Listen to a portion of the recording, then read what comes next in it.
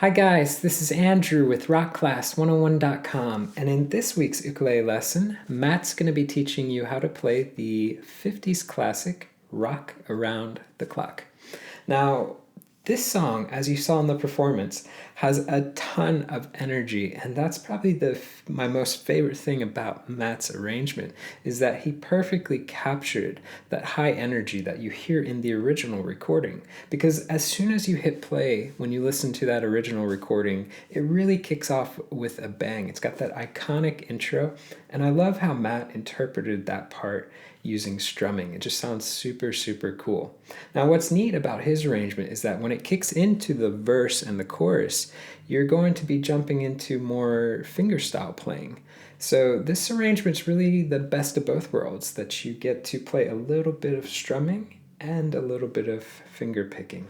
Now, I did get a chance to play through the arrangement yesterday, and I've got to say that, first off, it's a ton of fun, but it's going to be best suited for the seasoned intermediate to the budding advanced player. It's a little bit challenging, but if you're at that level, definitely jump in. Ton of fun to play, and it's a great challenge for increasing your musicianship. Now, let's talk a little bit about this lesson. So in this video, Matt's going to be teaching you how to play the entire arrangement. But if you want to get the tabs to print off and follow along with, that will be available at this link. Or you can go to the site rockclass101.com and do a search for Rock Around the Clock. Now, also on that page will be the on-screen tab viewer. Now, this is a really cool feature where you can hit play. You can watch the tabs scroll across in real time. You can highlight bars to loop sections, slow it down to any speed you wish. Just a great asset in learning this song that much easier. All right, guys, so I'm going to go ahead and hand it off to Matt to teach you how to play this, and then I'll see you at the end of the lesson. Today we're going to work on a solo arrangement of Rock Around the Clock. We're going to start off with some strumming here, and let's go ahead and dive in. The first chord we're going to play is called a G5, and to do this, what you're going to do is take your index finger, place it on the second fret of the C string, and your middle finger on the third fret of the E string. Now this is actually a little bit more tricky than this because you also want to be muting the A string. I like to just have my index finger kind of come down a little bit, just to touch it, so it doesn't make a sound. We're going to play this and we're going to do down strums here to start. We're going to do one down strum, making sure we mute that string. Then we're going to do another down strum. Then we're going to go down, up, and down. And that is the first measure. So that should sound something like this in time.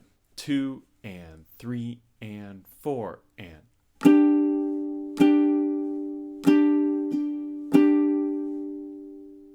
Going into measure 2 now, we're going to go on and do this same chord, and we're going to go down, up, down, down. So it's the same chord, nothing changes in the fretting hand, but the rhythm now is just a little bit different. And that sounds something like this.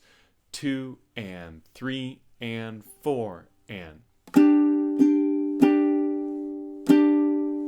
But so that we can really get the feel, here is measures 1 and 2 together. Again, just holding that same chord. 2 and 3 and 4 and.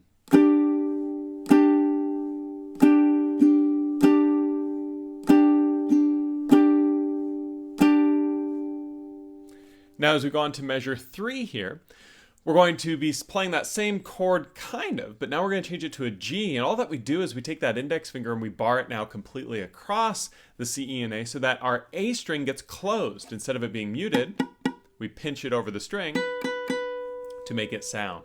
So we have this G chord 0, 2, 3, 2. And we're going to start off with a down strum again, and then another down strum. And then we're going to do this technique called the triplet strum. Now if you haven't done the triplet strum before, check out the link down below where you can see a tutorial of this technique.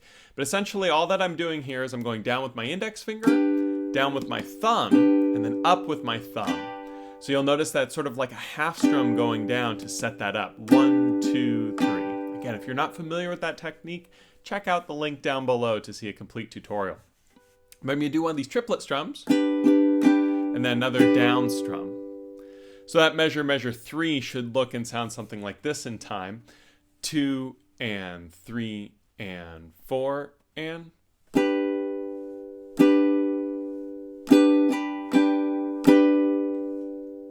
Going right into measure 4 now, we're going to do a down, up, down, another down. Pretty straightforward. So measure 4 in time. 2 and 3 and 4 and. So here's the 2 together, measures 3 and 4 being played.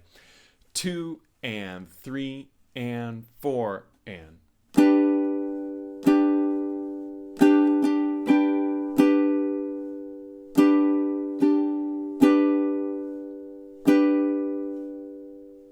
Now, as we go on to measure 5, this is sort of the last couple pairs of measures on this G chord. We're going to take this same shape and we're going to just add to it again. Take our pinky finger and add it on the 5th fret of the A string. We're going to do another down strum, and then a down up, and then a triplet, and then one more down. So in time, that one sounds something like this. 2 and 3 and 4 and.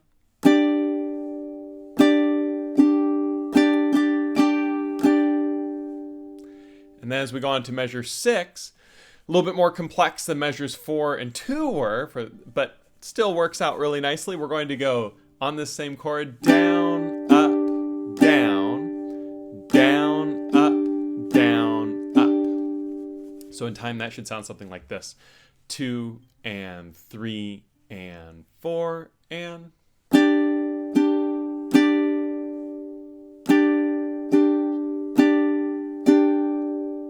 So that pair of measures 5 and 6 should sound something like this.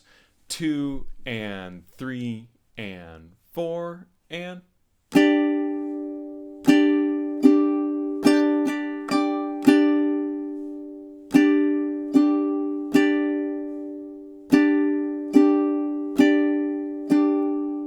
And then to end this sort of intro section, we're going to go on to a D chord here.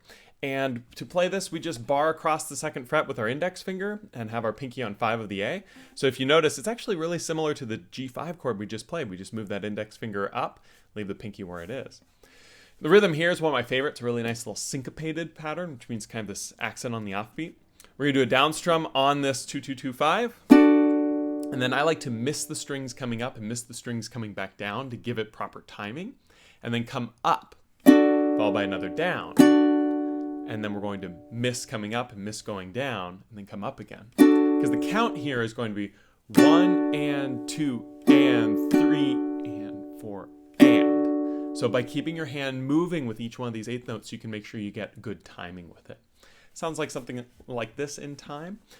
2 and 3 and 4 and.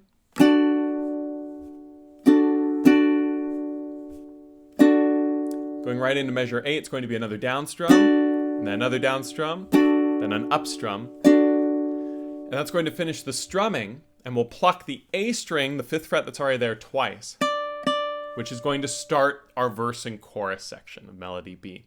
But let's go ahead and hear what measure 8 sounds like in time, something like this.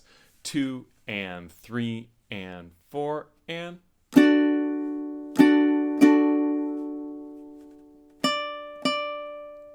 And here's what 7 and 8 sound like. Should be something like this. 2 and 3 and 4 and.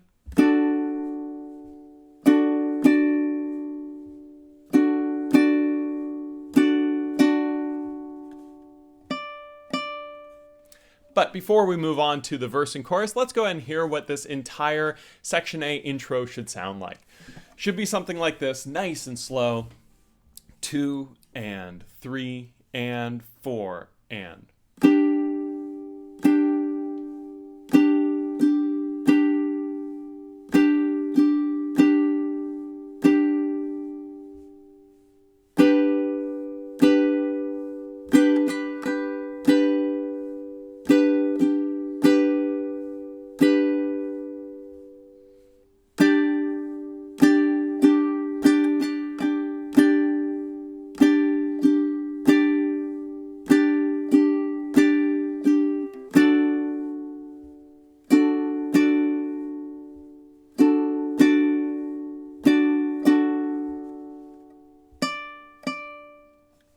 Now, when you play it that slow, it doesn't quite sound like the song, right? It really sounds good when you're doing the...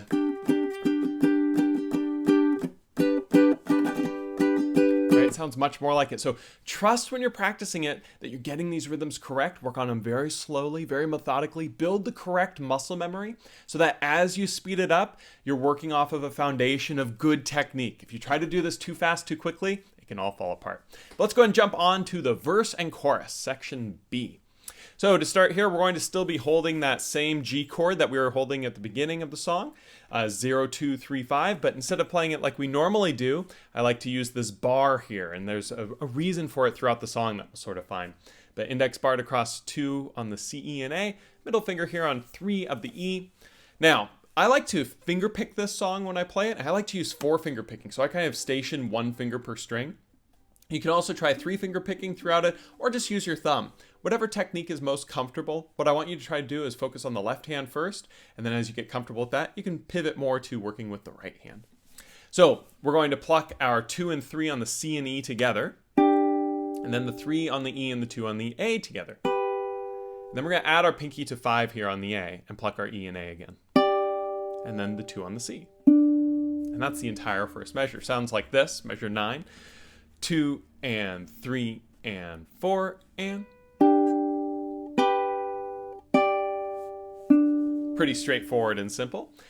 As we move on to the next measure here, still holding this shape, we're going to play 2 and 3 together again on the C and E. And then we're going to play 2 on the A. And then we're going to play 5 on the A and 2 on the C together. Then we're going to play open on the G and then 2 on the C. So measure 10 in time sounds something like this. 2 and 3 and 4 and...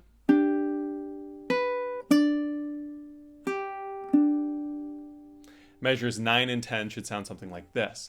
2 and 3 and 4 and...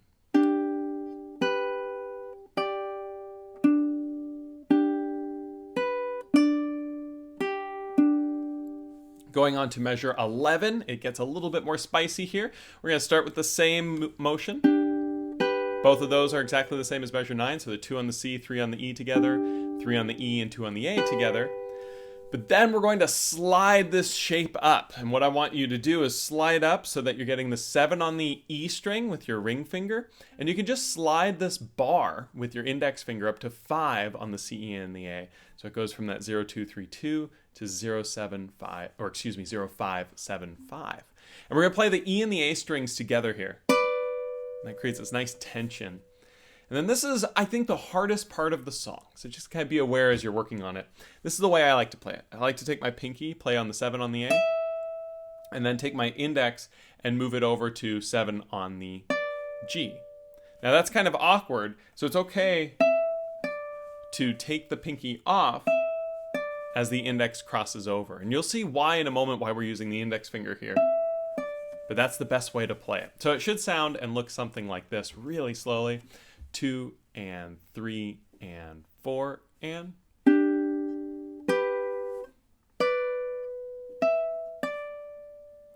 Now the reason I like to do this is measure 12 is going to be a G7 chord, and to do this we're going to bar across the 7th fret. Hey, our index finger is already there. That's why we did that cross in the earlier measure. It's all about getting it prepared.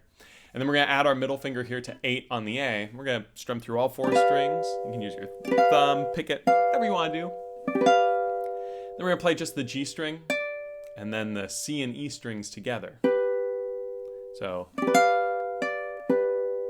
we're going to take everything off and play open on the G and open on the A and then open on the G. Now it's really important that as you're playing this arrangement, you're using a high G ukulele to get the best sound because those melody notes are going to sound best with that high G.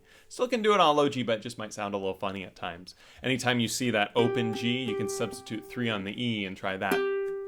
But anyways, so here's what measure 12 sounds like in time, something like this. 2 and 3 and 4 and...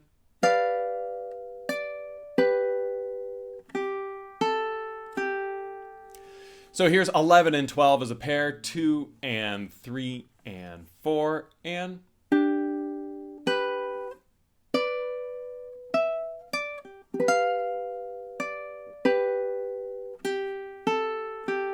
Going right into 13 now, one of my favorite chords, a C9. Bar your index finger across 3 of the G, C, E, and A strings, all 4 of them. Add the middle finger here on 4 of the C, and then the ring finger here on 5 of the A. We're going to strum through all 4 strings there. Then take the ring finger off so the 3 is exposed on the A, then 3 on the G, then 3 on the E. Really straightforward measure, something like this. 2 and 3 and 4 and...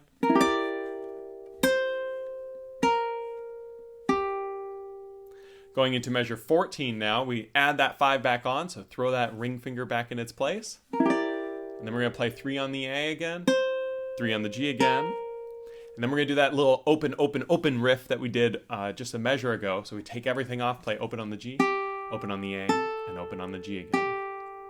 So measure 14 in time should sound something like this. 2 and 3 and 4 and...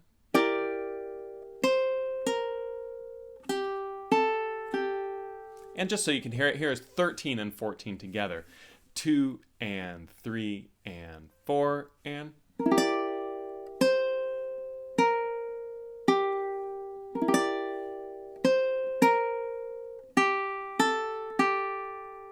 Going on right into measure 15, we're going to go back to an old friend here, our G5 chord, the 0, 2, 3, 5.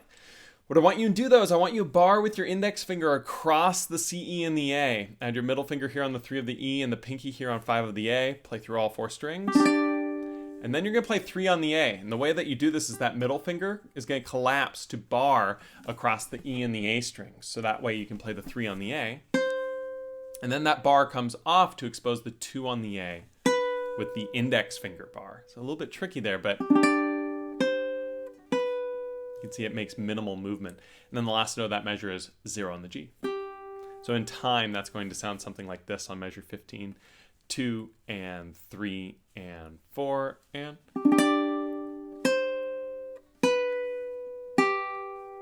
Going now into measure 16, we're going to do that same riff in terms of play that, and then we're going to play 3 and then 2 again. So all that's the same. But then we're going to take everything off and do our little open, open, open riff. So measure 16 should sound something like this in time. 2 and 3 and 4 and...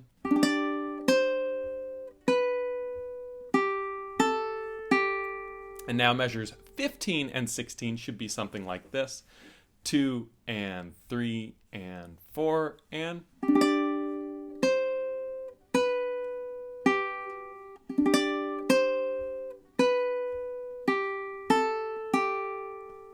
Going on to measure 17 here, one of my all-time favorite chords on the ukulele, an A minor 7. Normally we play A minor 7 like this, all open, kind of a fun party trick. You can teach anyone an A minor 7 in, about half a second. But we're not playing that one, we're playing a little bit more of a fun one. Middle finger here on the 4th fret of the C string, ring finger here on the 5th fret of the E string, and the index finger here to the 3rd fret of the A string. Go ahead and strum through all 4 strings. Then to conclude this measure, we just play 3 on the A 3 more times. And then 5 on the A with our pinky here, just adding to that shape. So measure 17 in time should sound something like this. 2 and 3 and 4 and...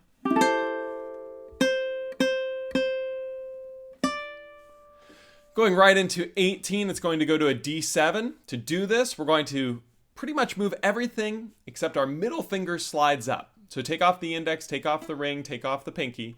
Middle finger slides up 2 frets to 6 on the C. And then add your index finger barred across 5 on the G, C, and E and A strings. We're going to strum through all 4 strings. And that's going to give us our D7 here at 18. Then we're going to play 5 on the G. And then 6 on the E. To do that, I like to just take my ring finger and kind of stack it in underneath. It's a little bit of a cramped area, but with some practice, you'll get it no problem. Then open on the G. So measure 18 in time should sound something like this. 2 and 3 and 4 and...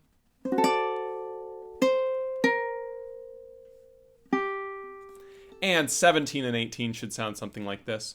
2 and 3 and 4 and...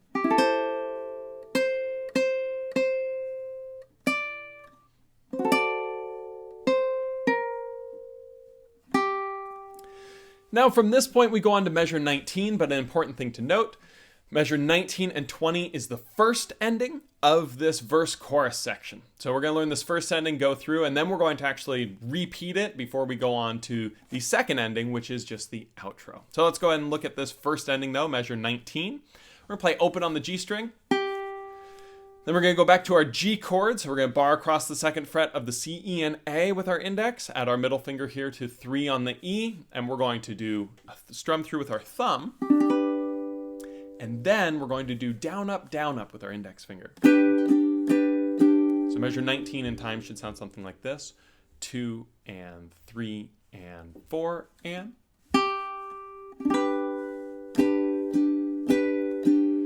Going right into 20, we're going to take our index and bar it now across the second fret completely. So it goes over the G, C, E, and A strings. Add our middle finger here to the third fret of the A string to create our D7.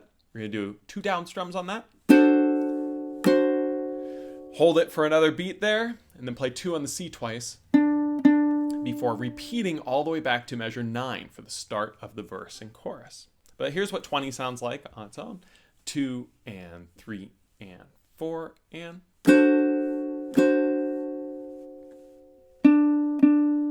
And so that you can hear it, 19 and 20 should sound something like this. 2 and 3 and 4 and...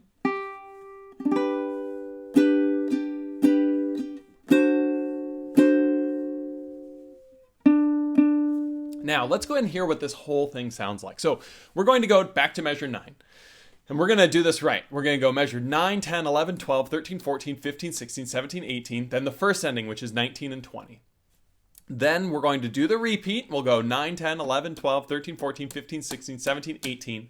And then instead of doing 19 and 20, which is the first ending again, we're going to go on to the outro, measure 21, and learn how to play that. But let's go ahead and give this a go. Starting here with measure 9. Should sound something like this at a nice slow time. 2 and 3 and 4 and...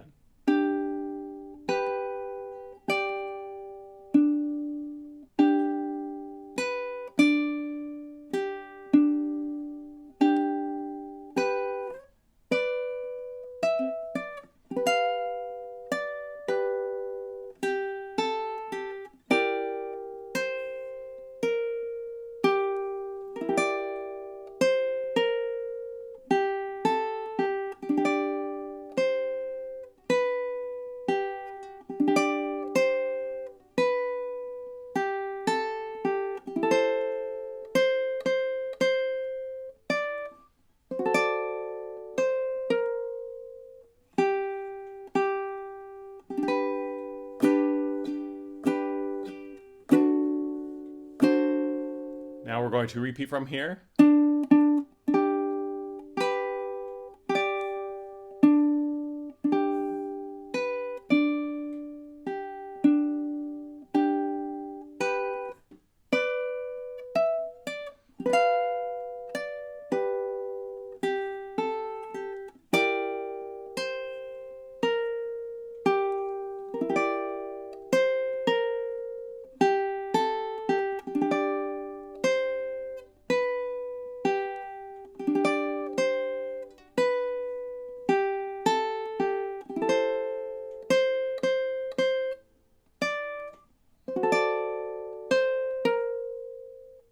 Now, right here, we're at the end of 18, on the second repeat. So from this point, we actually now go on to the outro, melody C, the end of the song. And I really, really like this ending. It's kind of a typical, oldies, rock, jazzy, blues, cool ending. And what we're going to do here is we're going to kind of play this little bit of a G chord shape. It's really just 2 notes though, pinky on 10 of the A string, index finger here on 7 of the E, pluck those 2 strings together. Then we're going to play 7 on the E, 8 on the E, we just add our middle finger, then 9 on the E, ring finger being added. So that's that first measure. Sounds weird on its own, but it'll make sense when you hear the second one. Sounds something like this in time. 2 and 3 and 4 and...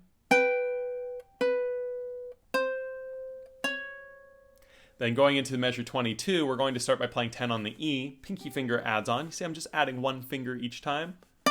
Then 7 on the A with the index, 9 on the A with the ring, and then 10 on the A with the pinky. So that little line goes as the end there. And then we're going to play the last chord of the song, G7, a really spicy G7. And we're going to play this G7 something like this: index finger on 8 of the A string, middle finger on 10 of the E, and ring finger on 11 of the C. Really cool shape. If this is a tricky stretch, you can substitute your pinky and ring fingers here. So it's kind of one finger per fret. I just find it much easier to get to with these 3 fingers. So measure 22 should sound something like this in time. 2 and 3 and 4 and...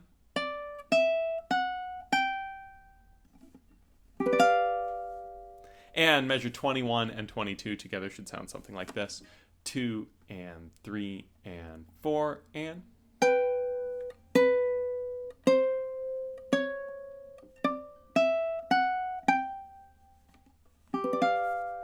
And if there's a little bit of a delay there as you're going into it, that's okay. It sounds kind of cool.